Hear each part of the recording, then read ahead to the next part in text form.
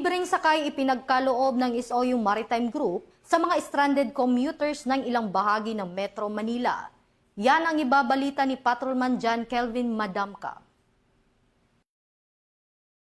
Sa gitna ng patuloy na pag-ulan at pagtaas ng tubig baha, muling ipinawalas ng mga tauhan ng 3rd Special Operations Unit ng PNP Maritime Group ang kanilang kahandaan sa pagtulong at paglilingkod sa publiko sa ilalim ng pangangasiwa ni Police Lieutenant Colonel John Paul A. Tobera, Commander 3rd SOU. Noong Agosto 6, agad na nagsagawa ng libreng sakay ang mga tauhan ng 3rd SOU sa lungsod ng Parañaque at Pasay. Maraming commuter ang stranded dahil sa patuloy na pagtaas ng tubig baha. Sa kabila nito, hindi nag-atubili ang mga tauhan ng 3rd Special Operations Unit na tumulong at tiyaking ligtas na makararating sa kanilang destinasyon ang mga nangangailangan ng masasakyan. Muling nagpaabot ng tulong ang 3rd SOU ngayong Agosto 9, dakong alas 12:20 ng madaling araw at nagpatuloy ang operasyon kung saan nagsagawa rin ng libreng sakay at police assistance para sa mga commuter na naapektuhan ng pagbaha. Sa pamamagitan ng maagap at mabilis na pagtugon ng mga tauhan, naging mas ligtas at maayos ang pagdaan ng mga apektadong mamamayan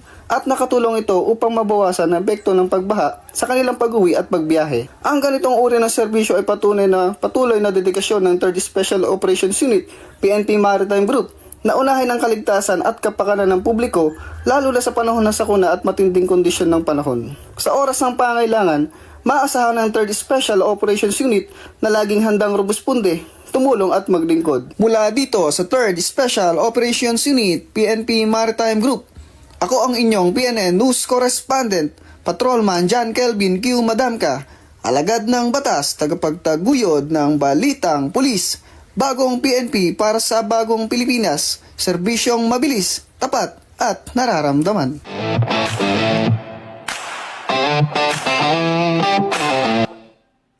At para sa napapanahong balitang pampulisya, laging tumutok sa Police News Network. Ito ang bagong PNP para sa bagong Pilipinas, serbisyong mabilis, tapat at nararamdaman.